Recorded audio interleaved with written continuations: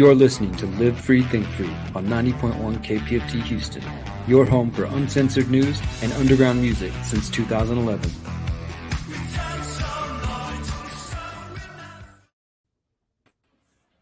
What's up, Derrick? What up? Live Free, What's up, Think man? Free. Another episode. Oh, man, so much going on. I guess we should just tell people what we are. If you haven't been listening, you just now discovered Live Free, Think Free. We've been broadcasting for a decade. We broadcast on KPFT and various social media platforms all over the place, probably almost all of them. Spotify, please. Yeah. And and also the HoustonFreeThinkers.com. I want to make sure I reference that site because we put all the articles that we reference or that we discuss in the dialogue with everybody on that site. And there's Derrick and Johnny and I, and we put all the news that we discuss there. That way you can dig deeper into it. Yeah, there's all kinds of other stuff that you can plug into there, forums, etc. But yeah, the HoustonFreeThinkers.com. Happy to broadcast on KPFT each week. And if you want to support us being on the radio in that sense, and we've realized that when we were on FM, we were more free than we were on YouTube, for example. If you want to support that, we reach a lot of new people that way, then go to kpft.org. There's a donate button. There's all kinds of ways to plug in. Any amount in the name of Live Free, Think Free helps them realize that people listen to us sometimes and appreciate the ideas we're discussing. Absolutely. Am I coming through okay, Micah? Yeah, you sound great. Cool. All right, guys. Let us know if there's good audio coming through. We're happy to be here with you. As Micah said, Spotify, Odyssey, Rockfin, lots of other places. Pretty much any place a podcast can be listened to, you can search Live Free, Think Free, and you'll find our show. And you can also just go straight to the HoustonFreeThinkers.com, as Micah pointed out. And we're very excited to join you guys tonight because it's been a while. I think we did a show last week, was the first time in more than a month when we were together in Houston. And now we are doing another show.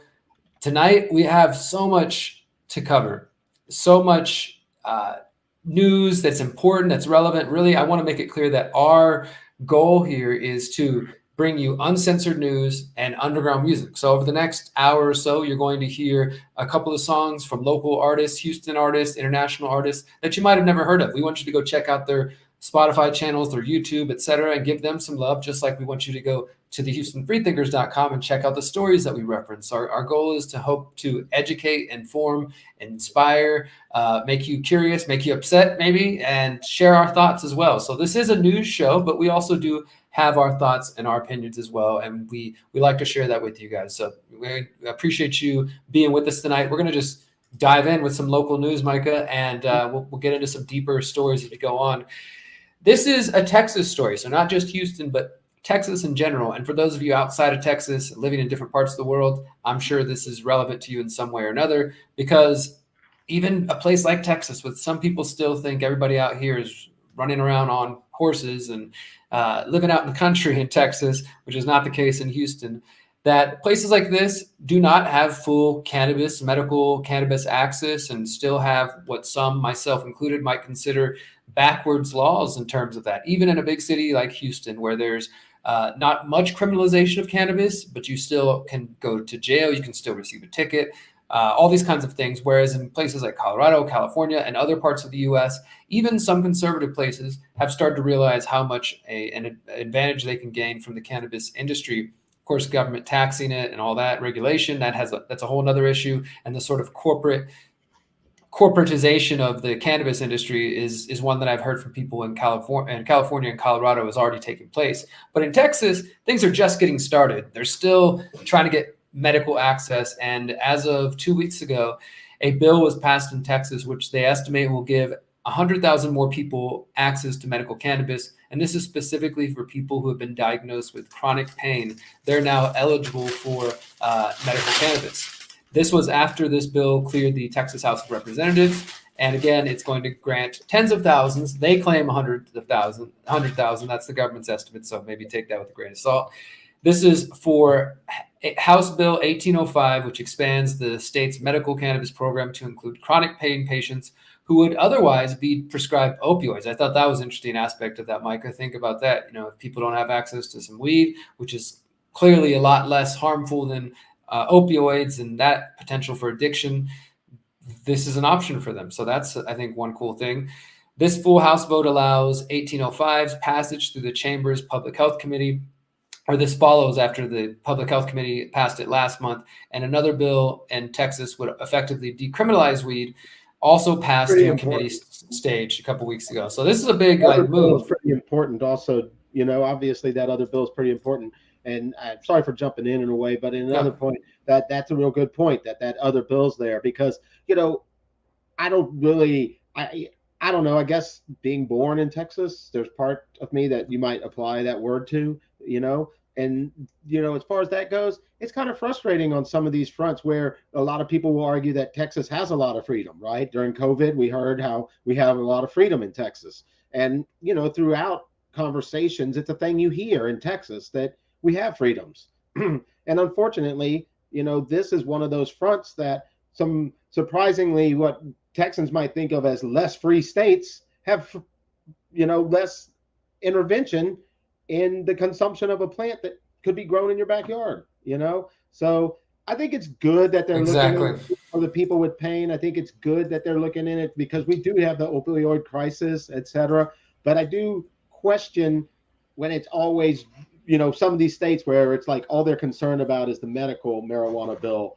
And that leads back to what you were saying earlier, the big pharma aspect of it. Yeah, well, we really need to just give people the freedom. Let me just jump into one more. This is a continuation that picks up on that decriminalization bill. This is a little more recent. This next one, this is just days ago, like literally just right before we were recording this. Texas on the verge of taking next major step towards decriminalizing weed. A Texas bill that would largely decriminalize cannabis faces another crucial vote this week, which is supposed to take place. Let's see if they know. So it's called the Texas bill. If it's signed, it could decriminalize cannabis and, quote, remove the risk of arrest or jail time for low-level possession of cannabis and allow people to eventually erase cannabis arrests from their criminal records. This week's floor vote before the full House is House Bill 218. And this is, of course, as we just mentioned, it passed through another committee last month. If passed into law, the bill would remove the risk of jail time for possession of up to an ounce by reclassifying as a Class C misdemeanor. Texas law currently classifies possession of small amounts of weed as a Class B misdemeanor, which carries a $2,000 fine and as many as 6 months, 180 days, 6 months in jail. Possession of up to 2 ounces of cannabis would also not result in arrest under this. Violators would instead be released after receiving a citation. The bill would also create a court process that would allow those with possession charges for up to 2 ounces to expunge the convictions from their records for a $30 fee. And so it doesn't say what day the vote is supposed to take place. So maybe I'll look at this in just a second, see if we got any breaking news.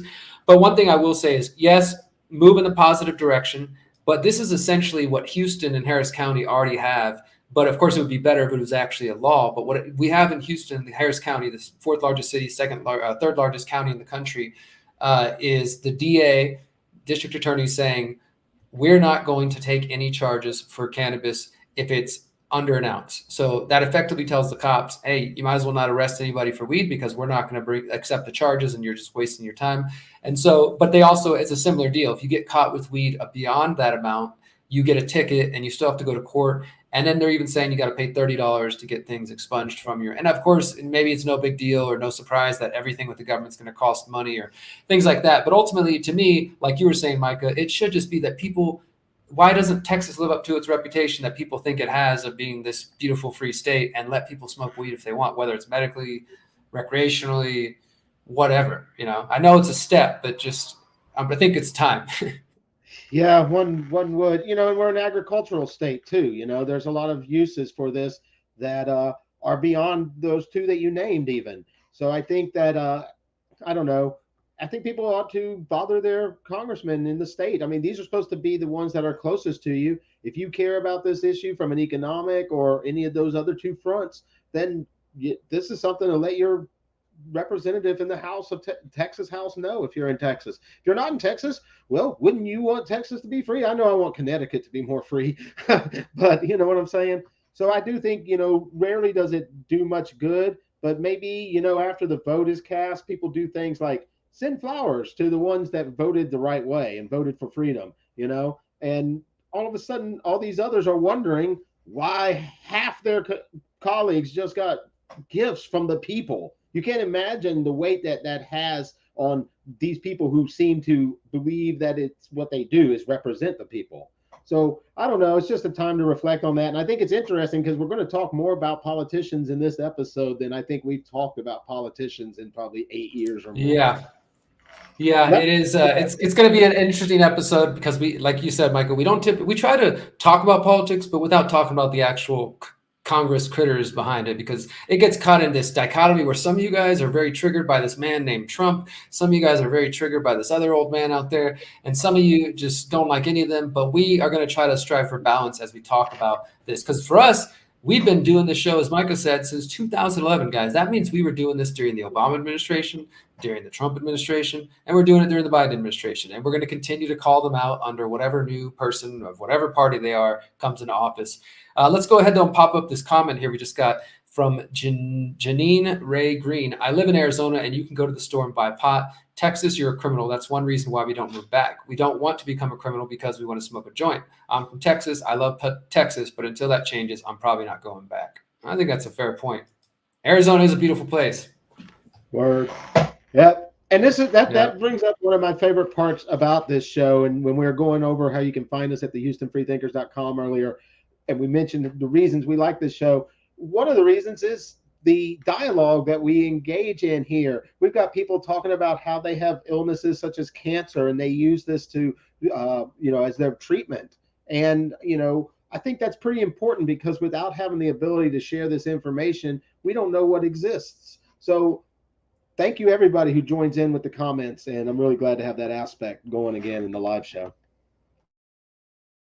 All right, well, let's go ahead and continue, guys. We're going to pick up with a couple more news stories. You're listening to Live Free, Think Free. We do this every week on the Conscious Resistance and 90.1 KPFT in Houston. Now, I would say that most of the people who probably follow our show are likely people who do not identify with one of the two major parties that we were just making fun of a moment ago. And in fact, I think that it's apparently there are polls out now starting to indicate that that's a reflection of the average American out there, that most people are not identifying with the Democratic or the Republican Party. And just a couple of weeks ago, actually, earlier this month, I was in Austin for this event called the Independent National Convention. Tulsi Gabbard was there, Dennis Kucinich, former mayor of Cleveland, journalist Chris Hedges, a lot of really independent thinkers, and not just political, but there was like crypto people there. There was people thinking of new voting reform systems, people trying to think of new music, and just independent culture in general, which was very cool to see take place. And they were trying to, okay, the Democrats got their convention, the Republicans got their convention. Let's have an independent national convention, bring together all these great people, have some cool conversations, and make some connections. And it was an interesting experience. So seeing that, and then seeing this poll. I can't think of anything more American, and I don't usually say things like that. What is happening in this episode? No, seriously. I would love it if the record number, if most Americans say they're politically independent. I think that's what this is supposed to be about to some degree. I would say so, right? Like not just buying into the party mindset. So let's see what this is about. This is just from Axios coming in. It says share of U.S. adults who identify with select political affiliations. Surveys of at least 1,000 U.S. adults conducted March 2004 and March 2023. So that's what's cool about it, is you can see these total change. Like 31% of people in 2004 identified as independent, compared with 49% people today. Back in 2004, 35% of people polled identified as Democrat, 33% Republican. Now that's down to 25 and 25%. And the other thing they've done over the last 20 years. I mean, well, exactly. It was already pretty bad. Like, think about that. Like, okay, 1/3 of the country was identified as independent. 1/3 allegedly as this one party or the other, right? And even that is kind of low numbers when you really think about it, because this is just like, it's not polling people who say, I don't know anything about politics. I'm just me, whatever, right? So there's got to be other people out there that aren't accounted for. But even by these numbers from 2004 to 2023, a drop down to 25% of people allegedly identifying as Democrat or Republican. And they only got us when they bipartisan loot us or something. Because look at that, we 49%, they 50%. They got to work together. Well, that's the thing too. Is it reminds me that, you know, every year during the elections, and people don't often see this because all you hear about is the millions of people who voted for Trump or the millions of people who voted for Biden or whatever, but not the tens of millions of people who can't be bothered to participate because they're sick of the lies, because they're apathetic, or, you know, some variation of that, or they're principally non-voting, people like myself, things like that, right? People have different reasons for not participating. But I always think it's important to point out, though, that this 30% Democrat, 30% Republican, 30% independent, again, that's not the entire population of the US. These are just people who even pay attention to the political charades, right? So there's still millions of people, even probably beyond the people who would call themselves independent, who might just have no affiliation or even care or concern about politics. But, Another you know, given it, aspect of that is think about yeah, it in your feed. Think about in your feed. I see people raging against Democrats or Republicans, just raging. And when you think about it, they're acting this way. You know, I'm not saying intelligently criticizing either one, but you know, just the rage part. And they're reaching, you know, 1 in 4 maybe. So they're showing this side of themselves, a rager, you know, to go in that, you know, with that much force for something that may be a fraction, you know, a tiny fraction of the populace even subscribes to. It's like they're fighting a straw man, like the people raging, and we see them every day. So I think that's an interesting little that bit is of a good fallout from the point. study. Yeah, they can't really, they don't even have the masses. Like, we often think and maybe make the mistake of sort of seeing the political system or the people behind it as these invincible people that are omnipotent, but really they're struggling to spend millions and millions of dollars just to try to get people's interest and attention. And we're going to be talking about, again, as we said, guys, we're going to talk about Joe Biden, president of the United States, in the next couple stories, and exposing some of the corruption that you might not be hearing, especially those of you who are listening on KPFT. You might not be hearing at other places. We're also going to talk about that there are other presidential candidates running that maybe the media doesn't want you to know about. Ultimately, we do hope people consider themselves independent thinkers, right? Whether you vote this way or that way or don't vote at all, I think being independent minded, that's really what another way of saying being a free thinker. The show's original name, Free Thinker Radio, the Free Think Free. You know, we're trying to encourage free thought, critical thinking, discernment, et cetera, being able to look at these complicated topics with nuance. And that's really not what the political system caters to. So maybe it's a good thing if you continue to be a independent thinker. So let's see what other kind of trends they pulled out here. There's it says Gallup analyst Jeff Jones says a big reason for this change is driven by younger generations. It was never unusual for younger adults to have higher percentages of independence than older adults. What is unusual is that as Gen X and millennials get older, they are staying independent rather than picking a party as older generations tended to do. I thought that was a pretty important point too. And I would say, as somebody who, I don't call myself a millennial, but I believe I would be placed into that category based on my date of birth, that I don't categories. They put you in I don't see myself like getting old and all of a sudden being like, you know what, I'm going to start voting for one of these two parties. God, please don't let that happen to me. I'm gonna flip it. We got a comment here from Daryl Ernst. Says, I'm an anarchist, but I think that the RFK Jr. run for president will further awaken people with what he has to say on the campaign trail. I think that's a fair statement. We're going to get into that news just a little bit, talking about RFK Jr. announcing his run for the Democratic nomination against Joe Biden.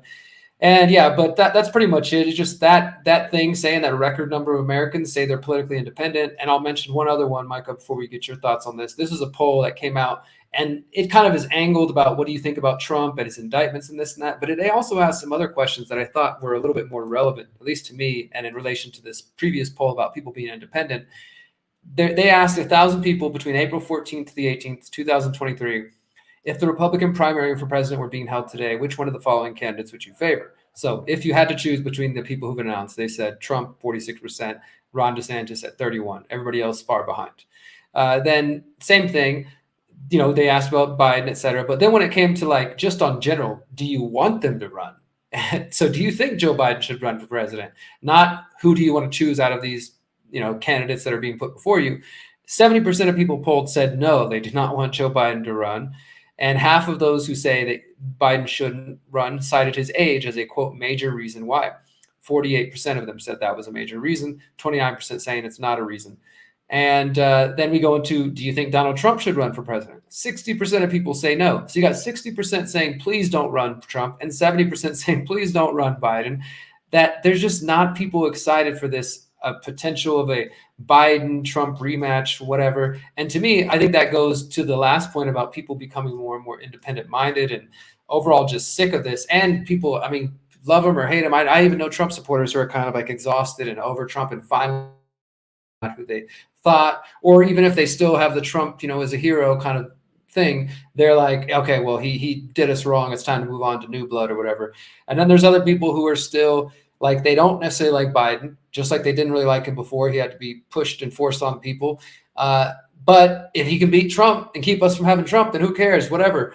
And so it's just, I think that's pointing to this, that people are not excited about this. They see it as, if anything, as just for the theater that it is. Yeah, I know. This is a rerun. What do you think about this overall, though, Micah? People not wanting them to run, people saying they're independent versus 20 years ago?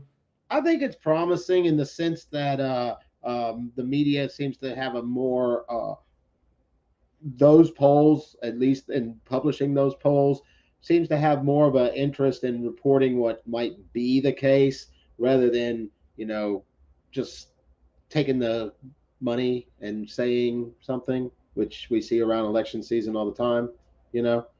Same media take the money from both parties even. But so I think that's promising, which is a separate thing than the poll itself. But yeah, the poll itself, I think, is a little bit of ammo and a little bit of something that people can take out with them and go, okay, I'm not alone. In fact, we're the majority. I mean, really, it's that whole thing left over from, Occupy in a way with the 99%. It's like, and that's what they don't really want too many people to know, I mean, how's that work for a divide and conquer? We got like half of it, and then the people who just think what they want to think got the other half. Where's the, so I think, how do we use this to expand and to use this? I think one, it's when people challenge you, you can reference it. Like, oh, why don't you fit in? Well, guess what? Oddly enough, you might be surprised, and you might use that to help someone else who's being attacked for their view. You might be able to say, I don't necessarily agree with them, but it turns out, that more people do than don't agree that we should have the ability to be independent thinkers in this way. So I think it's promising that it's showing up. And I think, I don't understand why people sometimes fear that. And I think that it's about control, but I think we could have a more stable society where a bunch of people independently make up their mind to live a good life and be happy. Imagine that. That's what we hope for, right? Guys, you're listening to Live Free, Think Free. It's been a while since we've been here with you, but we want to remind you, we broadcast on a weekly basis. We're back to it, and you can find our archives at thehoustonfreethinkers.com, and you can find them also on theconsciousresistance.com. You can find it all over all the podcasting platforms under Live Free, Think Free, and then also on Houston's only community radio station, 90.1 KPFT, Pacifica Radio. We're very happy to work with them. We're going to go now into our political section. I got a couple stories. Micah's got one. These next few are about the president of the United States, Joe Biden. Whatever your thoughts are about him, let's put those aside for the next couple minutes and just look at the facts that are being presented to us and take them for what they were, and maybe, see what we can learn based on that.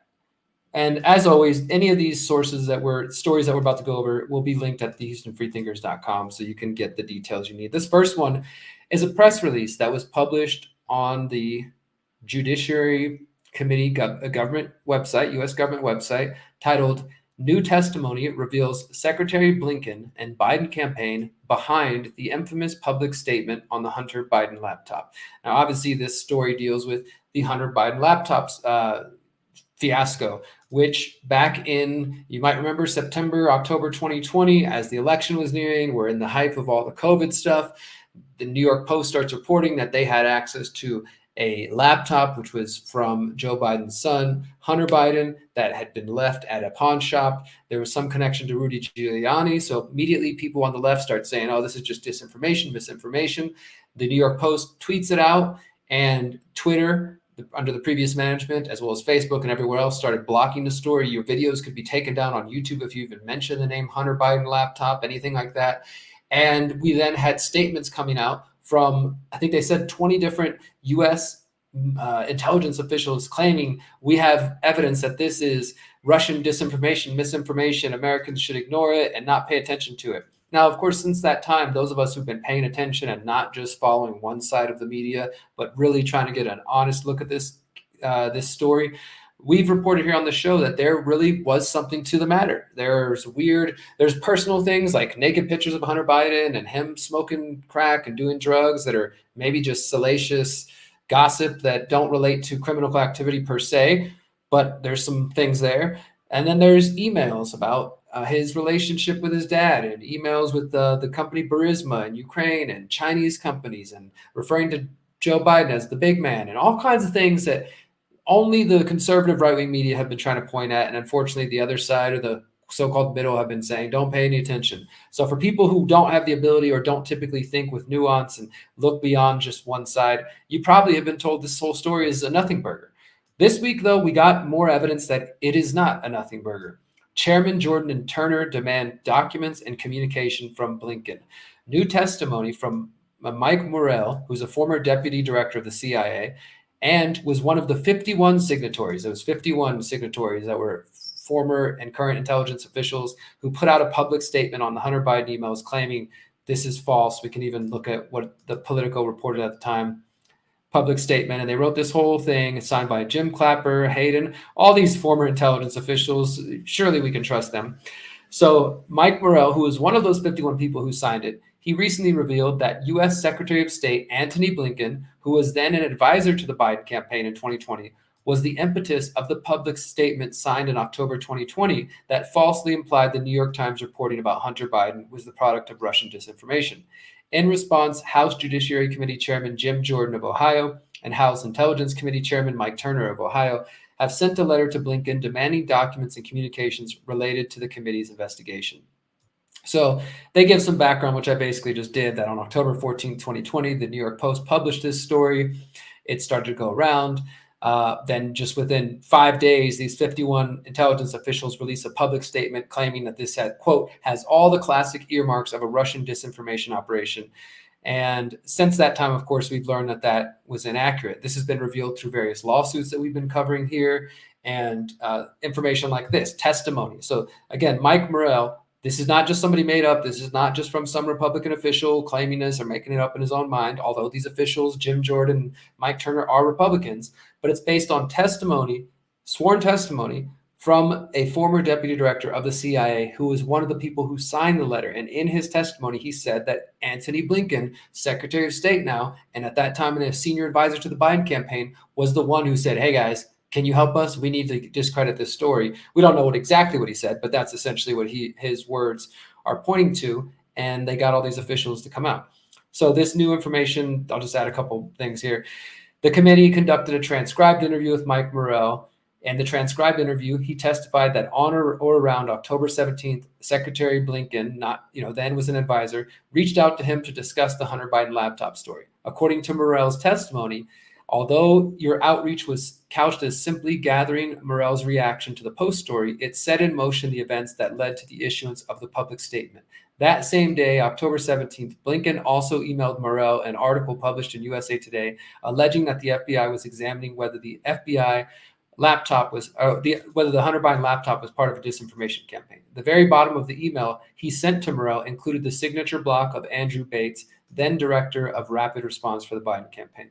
Morrell testified that his communication with Blinken was one of the few communications he had with the Biden campaign, explaining that he had also received a call from Steve Ricchetti, chairman of the Biden campaign, following October 22nd debate to thank him for writing the statement. Morrell also explained that the Biden campaign helped to strategize about the public release of the statement. Morrell further explained that one of his two goals in releasing the statement was to help then Vice President Biden in the debate and to assist him in winning the election.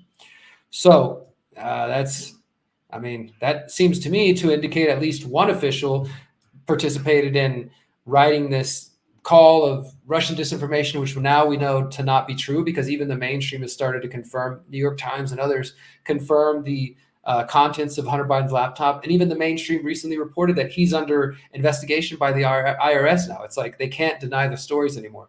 That doesn't mean that some of the claims about what's on the laptop were all true, but the laptop is true. It's not a disinformation campaign.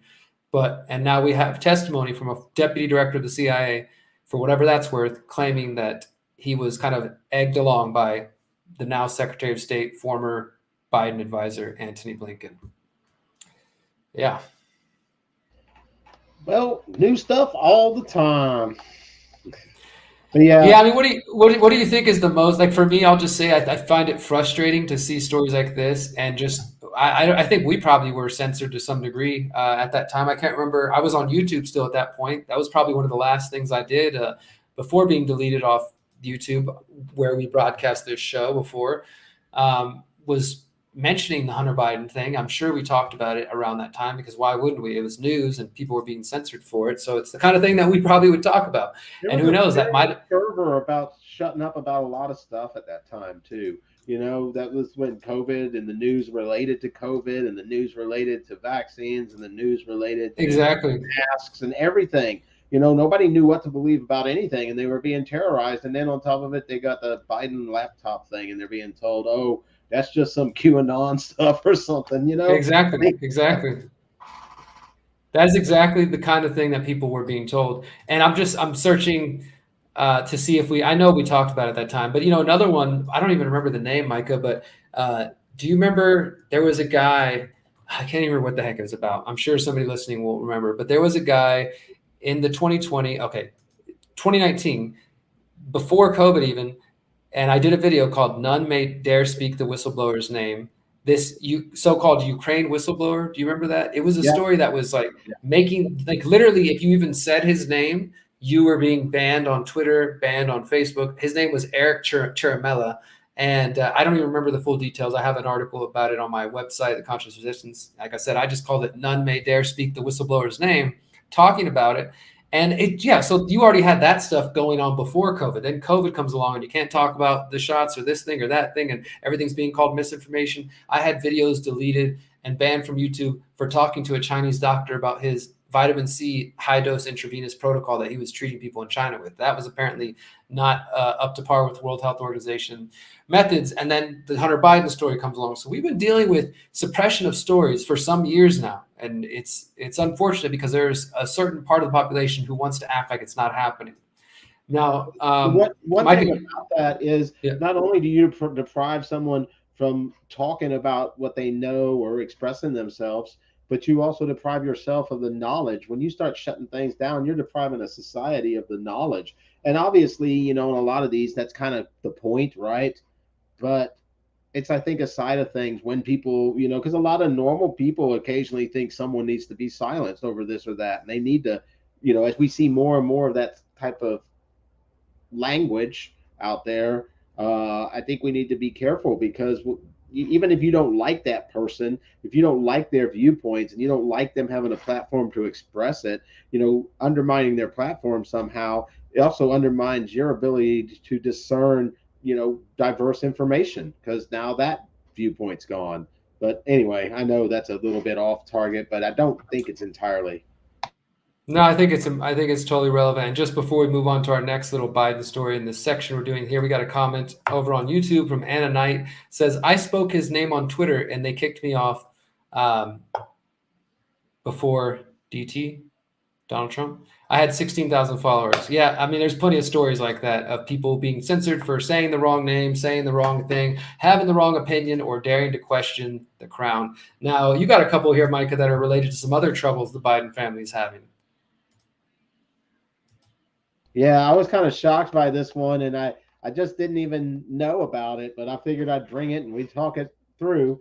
And I'm just going to cut into some of the stuff here. And one of the individuals here is saying, what I saw, and this is a congressional member, what I saw was over 2,000 pages of jaw-dropping information. There's basically an enterprise wrapped around Joe Biden involving not only multiple family members, more than we thought there were, but other people as well. Just a complete conglomerate of LLC shell companies where money was passing through from foreign countries, China, Ukraine, but many more countries than just two, she said. There's a lot of information the American people deserve to know of the Biden family and the crimes they are involved in. And the Oversight Committee, that's the Senate Oversight Committee, has a much bigger investigation to do than we ever thought was possible. I was shocked hearing this about the president. Green then accused the Biden family of participating in human trafficking. I just saw evidence of human trafficking. This involved prostitutes, not only here in the United States, but foreign countries like Russia and Ukraine. This is unbelievable that a president and former vice president, not only his son, Hunter Biden, but many more family members extending past Hunter and his immediate family. We're going to have to really get to work, she said. This is an investigation that really needs to be revealed to the American people. And not only do we have questions about Hunter Biden, but this is going to develop and extend a web of corruption, a web of fake companies that's going to reveal money that came in from many foreign countries and went directly into the personal bank accounts of the Biden family, where they have financially benefited directly from Joe Biden's seat of power. Later, House Oversight Committee Chair James Corner was asked during a CNN appearance whether he's found anything illegal as he's combed through the Biden family's financial records. He replied somewhat in the affirmative. Representative Byron Donalds of Florida, another member of the Oversight Committee, also reviewed a handful of documents at Treasury and said he saw evidence that the Biden family was profiting from a human trafficking scheme that included prostitution. The Washington Times reported. What was there, frankly, very disturbing. It demonstrates and shows that there are transfers of money from foreign entities, from foreign nationals, into bank accounts of Hunter Biden, Jim Biden, and other members of the Biden family, he told the paper. Meanwhile, Representative Tim Burchett, also a member of the committee, said, the records I saw seem to show Hunter Biden's corporate account paid for escort services that may have been tied to human trafficking. So, that there's more in the article than just that, but we've got some pretty big claims. Yeah, and we've got people who have their whole career resting on what they're saying here. These are, politicians. They're people that are involved in the oversight committee. So they wanted to get on this committee for some reason or another. And it's either to help hide what's happening or to reveal what's happening, right? And what do you think, Micah, if somebody hears this, like maybe somebody who is a supporter of Biden, or maybe they're just like, well, I don't know what this website is or where it's coming from, where they hear the Washington Times, like, oh, that's a conservative outlet, or they're just primed to say, you know what, this sounds too unbelievable. Like, this isn't something I trust. Obviously, you're talking about members, or that this is bipartisan. This is driven by partisan, divide. Well, there's a lot of things that have been driven by partisan divide, and normally I think it's kind of a messed up game, right? But then there's some things like the slavery issue, right? I mean, there's some things that are driven by partisan divide at times. And I don't know, but maybe sometimes the party that isn't in power is trying to reveal the evils of the other party. That doesn't mean they're good, but it makes sense that they would want to reveal it. That's one thing I would say to them. And another thing I would say is our system, even if all we have is a duopoly, even if that's all we're ever permitted to have for some reason, that at least that allows that one guy who doesn't have power to sit there and try to find out the crookedy stuff. And I can't think of much more, crookedy than human trafficking. That's basically, near slavery, right? I mean, I know a lot of people. Yeah, I hadn't even seen this story, so I appreciate you bringing it up, Mike. I'm going to look more into that myself. It's interesting. It's to go dig into the suspicious activity reports. Well, that's what I'm saying. There is reports listed here, right? It's mentioning and links to them. So there's actual evidence here. There's documentation as part of the House Oversight Committee. Now, you could argue, well, these are Republicans. I don't know that they are, but it says both Republicans. So, right, somebody could argue this is just Republicans and blah, blah, whatever. Yeah, but if the evidence is there, then the evidence is there, Yeah, I mean, all I got to say here is 3 people that were allowed to see this. Well, in this one too, and another one's mentioned in a TV interview. 3 of the people that were allowed to see this said, gee whiz, it looks like human trafficking. Yep, it looks like human trafficking to me too. Yep, looks like human trafficking. and and lots of money coming in from Russia and the Ukraine going to their private bank accounts. I don't know. I do think that sounds like something that might be worth investigating. I don't know. It was definitely worth talking about on the radio show. Yeah. Well, let's go. You got one more Biden story, and then we're going to hit some music and continue, guys. You're listening to Live Free, Think Free. What else is he up One to hurt right my now? head, man. Maybe I'm just strange, but this one really hurt my head when I read it. Let's just focus on the headline for a minute. Biden raises costs for home buyers with good credit to help risky borrowers. Go back to the bailouts. All of a sudden, those who manage their stuff are going to be penalized to help those who are a greater risk. I don't mind helping people that are a greater risk, provided people choose to do that. But to be forced to, and when you get into this, it basically comes in and says that, it doesn't talk about homeowners here. We're talking about home buyers. That's a whole different thing, right? So he goes in and says that, the federal government, we need to be able to have more people of minorities buying homes, basically buying debt, taking out a loan to 20 to 30 years for a house of some sort. And so their way of helping is the really strange thing of charging the people who have good credit scores higher mortgage fees. And this could be as much as $60 a month. And one thing that really hits me, and maybe I'm a little bit wrong in this because I don't have a study, but you know who has some good credit? Not just rich people, but a lot of single moms have good credit. You know why? Because they run households and pay bills.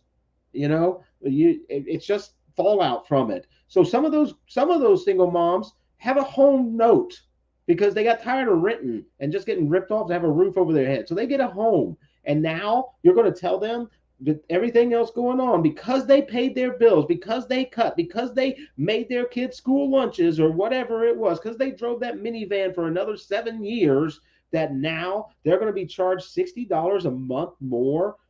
I doubt they have the $60 a month more. I mean, that's almost, that's what, $720 a year. That's almost $1,000 a This year. is just stupid. I mean, I And don't know how else to describe this. and it's coming People from, who have bad credit are going to get better rates. yes. And what's this going to do to home prices? Think about it. You're basically increasing the price of a mortgage for people with good credit. So I think there's some fallout from This that is I didn't fully think out either. But it's well. Look, I just in opposition to what we're supposed to support. Like, exactly. This is like if you don't support this, then clearly you don't want racial equity. I just asked the question to the audience: do you think policies that punish one group and reward another will lead to racial equity? Which is essentially what these kind of programs are about. We're seeing more and more of this. It's like hold one group back artificially because it's going to boost another because of things that happened in the past, or like this one, which doesn't make any that's all sense. they have. They don't make anything. So that's all they have is forcing from others. They don't create, oh, I've got an idea. Let's just go on our off time from being congressmen and build a poor person a house. No, they don't create anything. They just make rules to loot other people, it seems. And that's what it seems to be here, right? I mean, how is this, how is this freedom? How is this a free market? How is this rewarding people who met their responsibilities? Everything we were taught we're supposed to do is turned on its head. It's just more clown world stuff. That's really what it is. I think that's probably the perfect way to describe it. It really has become a useful phrase in the last couple of years, clown world. Yeah, where things are just so upside down and backwards. And again, that doesn't mean that either of us or anybody who might be critical of this program doesn't want to help people in neighborhoods of color who've been disenfranchised, because the reality, I was reading about this just earlier this week. One thing that I think people who are totally tone deaf about some of these efforts to maybe heal racial disparities. Oh, I was reading about this. There's all this talk about reparations for families of former slaves, which is a whole messy topic. And they said, well, hey, look, we went to the one town in the U.S. that's already been doing it for years, and here's how they did it. And it's actually not just, it's actually kind of similar to what the Biden is trying to do here, I think, because it was what they did was they actually created a program. It's not like you just get money. You get a certain amount of money, I think a couple $1,000s, that is basically goes towards getting a new home or starting a step towards a new home. And so they were looking at the racial disparity between the amount of Black homeowners and Caucasian homeowners, right? And so instead of just giving out money and saying, hey, this is to pay you back for some bad things, they're like, okay, we see a lot of Black folks who are disenfranchised because of the as results of racism and slavery, and that has meant that Black and brown and poor people neighborhoods have been treated horribly over the decades. So let's help them get a leg up by giving them an opportunity to get home ownership, right? Like that's what that other program is aiming at. This, and you could argue whether that's going to work or it's good a program or not, but this, the idea of like punishing the people who've got good credit to help out the other people in some way, and it's just, yeah, clown world for sure. Yeah, I mean, it flips on its head what credit is even supposed to mean. I mean, even no matter how you think about it, I mean, that's what credit means, even amongst friends. It means like your word's worth something. And now you're going to be penalized for making your word worth something. And I mean, it doesn't matter what race you are right there. As long as you made your word worth something, you're going to be penalized. And you got a bureaucracy out there taking this as marching orders. Who voted on this? I think that's bureaucracy, Federal Housing Association, whatever it was, FHHA, you know, taking it as marching orders and going out there and implementing the will. And I don't know. It'll get to another area that people aren't consulted. Why produce? Yeah, exactly. Why keep good credit if you're going to be punished later, right? We got one comment here before we go hit a song. This is from Truth is Stranger Than Fishing. What's going on, man? This is one of those trick questions because just the term racial equity is already divisive, and then there's punishments involved, so probably not going to work in his opinion. But yeah, we appreciate all the comments. I'm checking over on Rockfin and Odyssey. If you want to share your thoughts, we'll go ahead and share them with the audience. We're going to go to a song, come back for a few more stories before we get out of here for this evening. Micah, tell us about this song we're about to jam. Yeah, no doubt. It was recorded in Houston during COVID. It's the title song from the American Torture album out by, I guess, Pop Rock is the easiest way to describe it. Artist Jeremy Carswell right here in Houston was recorded at King Benny Studio. And I don't know, he's doing pretty good on Spotify, so I was pretty happy to debut it here. And I hope you all enjoy it. It's aptly named American Torture, but I think the message might be something you don't expect. All right, guys, enjoy this. We'll be right back.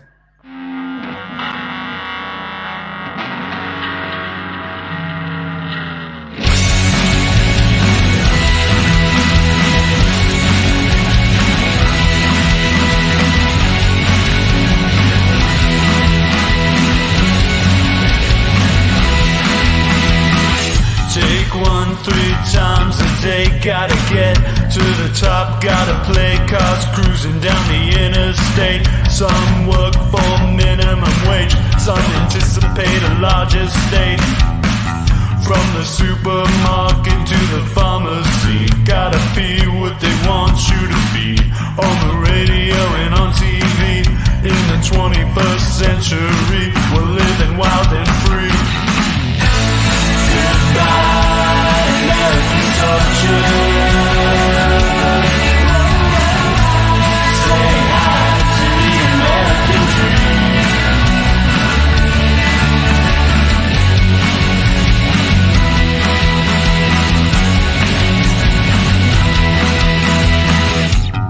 All it takes is one bad slip, and all it takes is one good trip to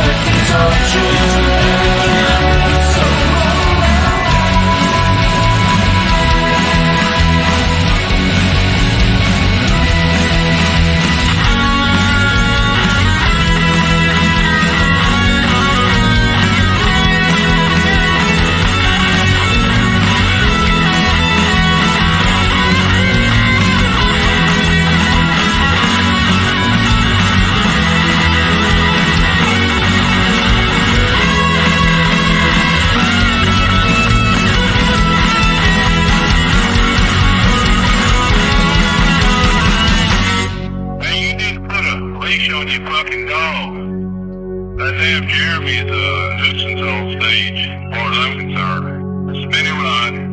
Not trying to hurt your feelings enough. Just keep this fucking ass off the stage, please.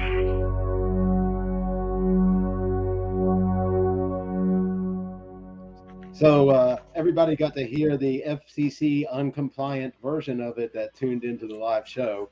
So that's great and wonderful, and it's great to see people enjoying it, because I know Jeremy personally worked hard on that album, and he had a lot going on in his personal life, and it was a difficult time during COVID to be able to do things. Even the studio expected special concessions and such. So yeah, but it's good that he used the time and worked and got the song and the whole album out. And that was a good one, man.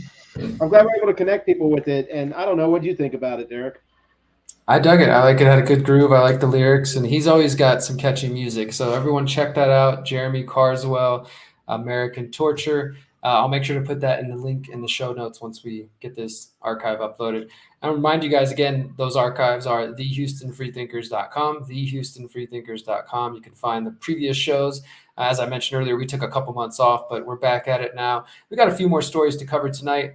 That website's a constant. A lot of things have come and gone. We've been on all kinds of different hours and shows and news cycles, but we've always had the HoustonFreeThinkers.com.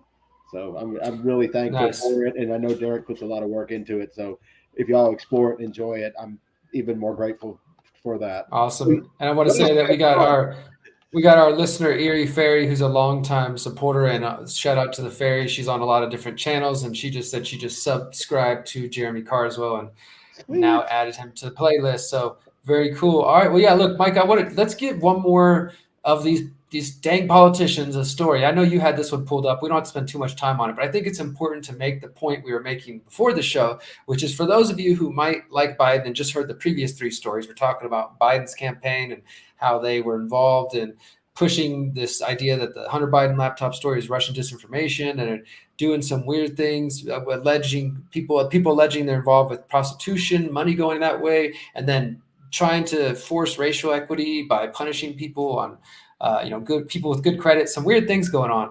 But people will still say things like, yeah, but he's better than Trump on X, Y, and Z, whatever their main issue is. And one of those issues, Micah, that people believe that Biden, or maybe expect Biden would be better than a Trump, is the border and immigration and things like that. But you found this article. You found this article from Vanity Fair. Tell us all about this one. Yeah, I love the source. Great source magazine there. I was stoked to bring it to the show. But yeah, and the border wall, the border is so contention, immigration, refugees, so many things, went on, and we saw suffering, and it just was a lot to endure. And it was on broadcast when COVID started, that's for sure, and earlier. But yeah, I thought this article was interesting because I think often issues like this, one party gets attacked for, and then it just fades away. Like, I kind of wonder where all the anti-war rhetoric is now. We don't seem to have it, and I think we should. I'm kind of surprised to see it from a party that I would expect more, peaceful solutions from. And it's the same thing with this. I wouldn't expect Biden's organization to rival Trump's with the border wall. If I was just stopped and asked on the street, like man on the street interview, do you think Biden's better or worse on the border than Trump? I wouldn't know what to say. And if they said, no, you have to pick yes or no, or we're going to tase you, I'd be like, he's better. And I would get tased, at least according to Vanity Fair. More than 2 years after have passed since Joe Biden took office on the promise of a more humane approach to immigration and the border. Do y'all remember that promise? A promise. But in many ways, the president has struggled to distinguish himself from his hardline predecessor. I think that's kind of a rough thing to have a difficulty to distinguish yourself from, but I guess he did. His administration has expanded Title 42 anti-immigration loophole authorized by Donald Trump. See, when your guy does the change, the next guy who may be the antithesis of your guy, probably isn't. They probably work for the same masters. I mean, something. But yeah, the next guy is going to use that loophole, just like in this one. So Joe Biden's using a loophole authorized by Donald Trump. It just hurts the head to think about it. failed to resolve the family separation crisis. Y'all remember that, right? I mean, I heard about it quite a bit. And proposed, I haven't heard so much lately, and proposed a new spin on Trump's transit ban that would make a large percentage of migrants ineligible for asylum. What's more, the Biden administration has apparently failed to adequately protect thousands of migrant children from labor trafficking inside the U.S. Just think about that. Weren't we just reading about human trafficking? Okay, let's just keep on with Vanity Fair. Yeah, labor trafficking inside the U.S. Monday, the New York Times reported that the Department of Health and Human Services did not intervene after receiving repeated warnings about underage migrants the agency had sent to sponsors who then forced them to work grueling hours in dangerous conditions. Huh. While the Are you department, sure, Micah? This has got to be about Donald Trump. That's what the New York Times said, and that's what Vanity Fair said. And my God, you can All right. Well, the department is required by law to vet sponsors to help ensure that these children placed in their care will not be trafficked or exploited. Those vetting requirements reportedly went by the wayside in 2021 amid a scramble to home those children. The Times noted that at least 5 HHS staffers have said they were pushed out of their roles after sounding the alarm. What about whistleblowers? After sounding the alarm about child safety concerns. Jalene Salag, a former HHS official tasked with overseeing the agency's response to unaccompanied migrant children, told the paper that she went to great lengths to warn her superiors that children were being put at risk. They just didn't want to hear it, said Salag, who said that she was moved to a different post in 2021 after filing a complaint with the department's internal watchdog. She later accused the department of retaliation before settling with the agency and re-signing. So they settled with her, okay? The paper traced the crisis back to Susan Rice, the president's domestic policy advisor in 21, as Rice was attempting to move throngs of migrant children from HHS shelters to homes. She and her aides reportedly received a memo detailing accounts of abusive sponsors, but did nothing. White House Deputy Press Secretary Andrew Bates told the Times that Rice did not see the memo and was not made aware of its contents. So nobody in the establishment there thought that she should know about this memo and what was in it. But it sure was important during the campaign cycle. Since the summer of that year, the number of migrant children being trafficked or exploited has skyrocketed. Monthly calls to HHS reporting trafficking, neglect, or abuse have more than doubled in the 2 years since Biden entered the office, per the Times. And you got some stats here. But yeah, I thought it was a great article. I thought we should share it and think about it. I mean, and dig into it more and put it up on the website so people can dig into it themselves and find out what the real truth is, if this is something that concerns them. I mean, children being trafficked and used as like indentured labor, and I mean, that's never happened in this country before. But nonetheless, I mean, come on. These are very susceptible to abuse people. These are unaccompanied children, migrants. These are undocumented children. Yeah, Mike, I pulled I put up on the screen for those who are watching. It was in the article you're reading from a Hannah Dreyer, and it has the stats of what you're talking about: reports of trafficking and abuse of migrant children, and showing the numbers and how these are just spiking. And it says senior staff at HHS risked their jobs to warn the Biden administration that the rush to send migrant children to sponsors was putting kids in danger. And this is something that, again, folks on the so-called right wing, the Trump supporters and others, and I don't think they're always correct, but they do, and they have been calling out how the, whether you want to call it an open border policy or whatever with Biden, that it is contributing to trafficking and sex trafficking and human trafficking of young kids, because the criminals will take advantage of like the porous borders. If it's just like, hey, bring in these people, refugees or whatever, and if there's not much accountability about keeping track of who's what and who's with this kid, there's just, it just opens itself up ripe for abuse, unfortunately. So I think it is an important story. I'm glad you brought it to the table, Micah. Yeah, and I think it's important. It's just horrible that it's that bad, and that we're not even hearing about it because it does seem like it's not popular to say that this is what's going on during the current regime. I agree. Guys, we got maybe just a few more minutes, Michael. We're at an hour now. I know we got maybe one or two to hit. I did want to mention, just because you probably, again, won't hear it on most of the mainstream channels, and if you do, we'll show you exactly what they're going to say. But there are other people running for president. I personally don't vote for president. I don't have much faith in that system, but some of you probably do, and you're looking to support Donald Trump or maybe Ron DeSantis or Joe Biden. As we showed in the previous stories of the polls, apparently most of you aren't excited about either one of them. So maybe you're begrudgingly preparing to support Trump if it means you don't have Biden, or you're begrudgingly preparing to support Biden if it means you don't have Trump or Ron DeSantis. But there are other people out there, one of them that we will mention, who just this past week announced they're running for president, which is Robert F. Kennedy Jr. And on screen right now, I'm searching Google, CIA Google, Robert F. Kennedy Jr. to see what pops up. You see his Twitter account, and you see stories about, he's already said like he's expecting to be attacked. Look, you see New York City Council member has endorsed RFK for president. It says, one from the Hill, RFK Jr.'s long shot presidential bid may still give Biden a headache. RFK challenges Biden to debate as many Americans have major concerns about president's age.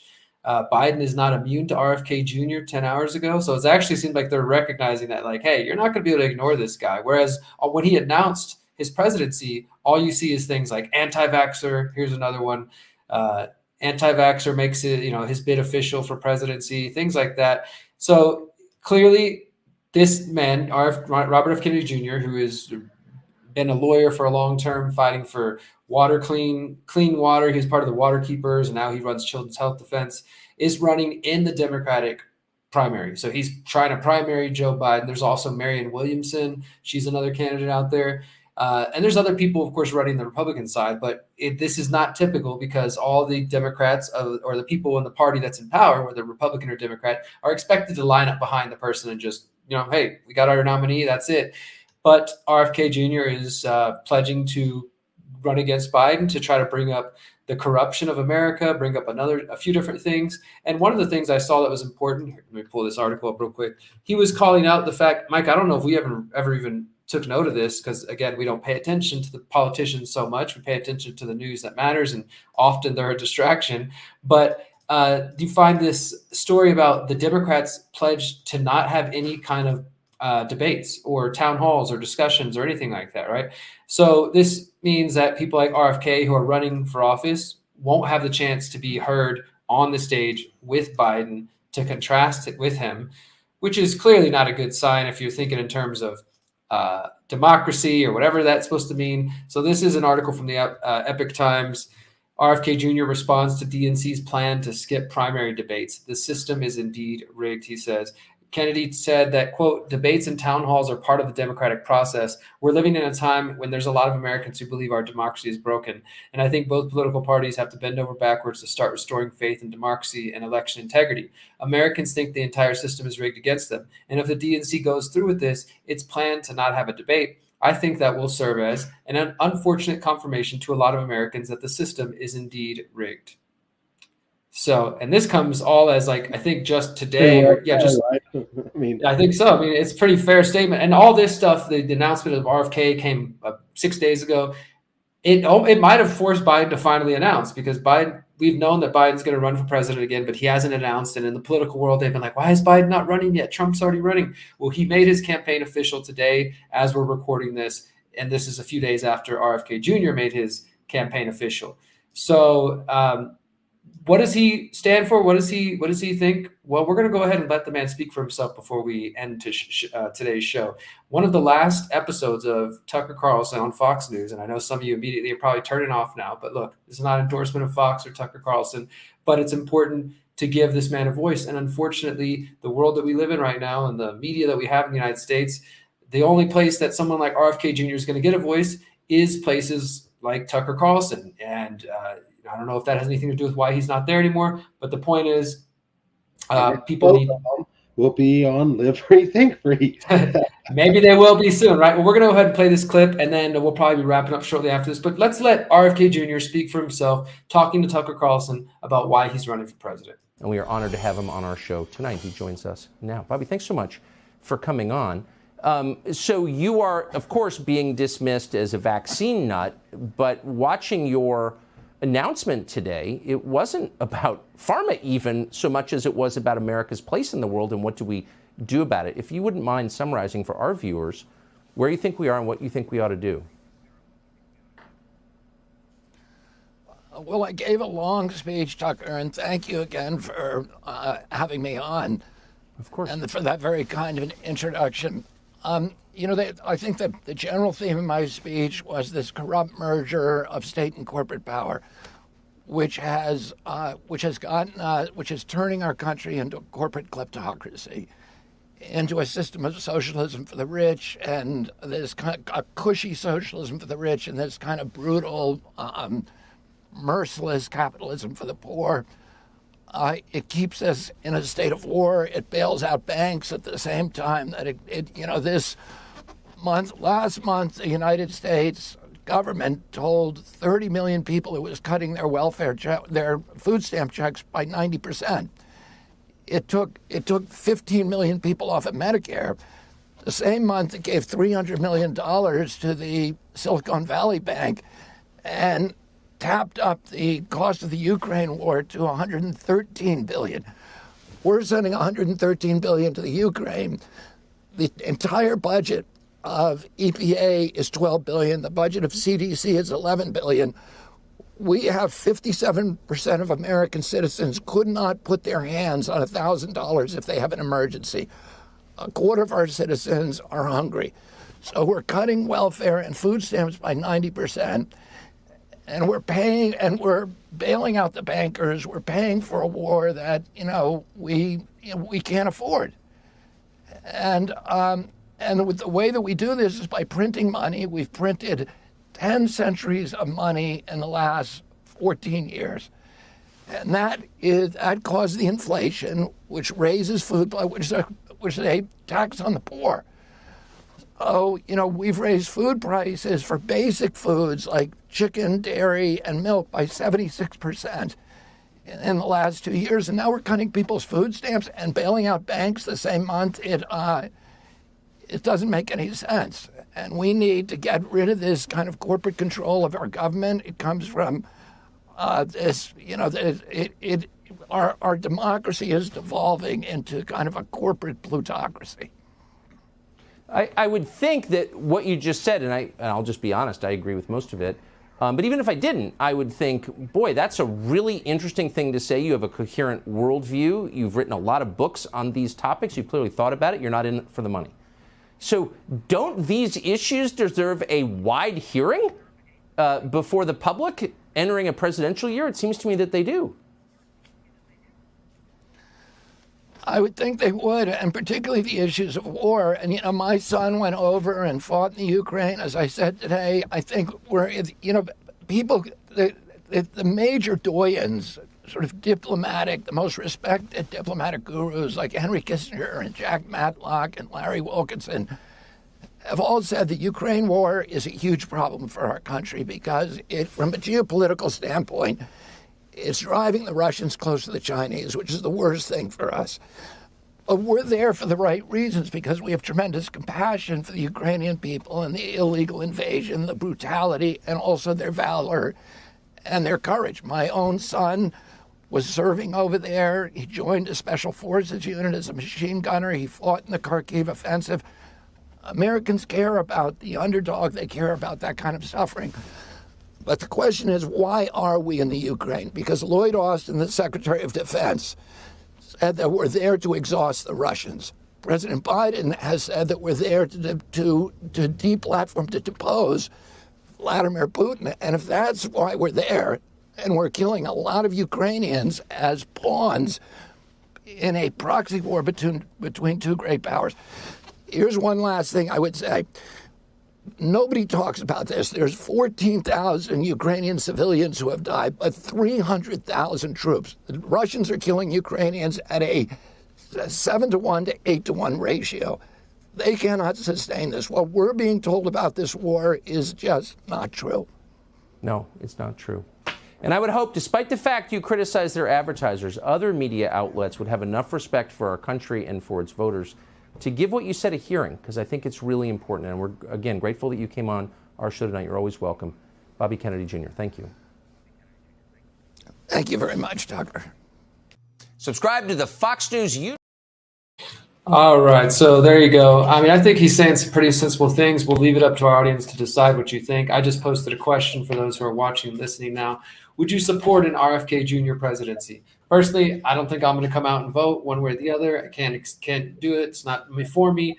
But I sure heard a lot of things he said there that sound sensible. Like I said to you, Micah, they remind me of Ron Paul in some ways and some other politicians who've spoken up. And it is going to be interesting, especially that we saw those articles, Micah, that were acknowledging the mainstream, like Biden might have an RFK headache or something, you know. So they're admitting right from the get-go that they're not going to be able to completely ignore him over the next year and a half until the election. Yeah, it's important to have people in there saying things, and I think a big reason that the voter turnout the way it has been in different times is because there's nobody there speaking anything people want to buy. So anytime there's someone running, and I think the primaries, it's kind of like college football being more sporting than the major leagues, right?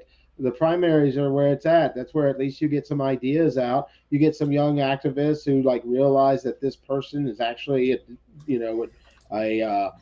addressing some serious issues, whether it's Ron Paul or this guy, RFK Jr., or anyone that they might feel is speaking to them. Maybe they have no chance of ever winning the primary, and that's really sad and really rough. But I think it's important that they're out there because other people hear these ideas. People that are far removed from these candidates will hear some of their ideas, and it makes them think about the fact that they might be able to influence something in that system, and that it goes on. You might be able to win the lottery. Who knows? But at the same time, I think it'd be boring as heck if all our news had in it was, Donald Trump and Joe Biden. I'm with the 49% or 70 and 60%. Yeah, don't want them. Yeah, so I kind of appreciate hearing another voice, even if it doesn't eventually move me to vote for him. And then the fact that, a vote in the primary, if I wanted to play the game in politics, and I typically, feel like the people way at the top are so far removed, but if I wanted to vote that far up, then or down, depends how you see it, then I think the primary is a safer place in a way. Because, you still can go vote for the president. This is just trying to set whatever party up. So to me, that seems kind of sporting. I'd like to see how he makes a go of it. I think that, he obviously has been out in the world and done some things and stands on his own in a lot of ways. I think that's promising. We so often, even if we don't agree with them, we don't have any politicians that seem consistent, except consistently bad. Or human. Yeah. Or even just human. Yeah. Well, so I think that's what I think. It's promising in that regard. I think it will be interesting, guys, to see. I kind of tend to share some of your views. I think it pulls people back into the two-party system, maybe at a time where we don't need that. Instead, we should try to push people further in that direction of all the people who are identifying as independent.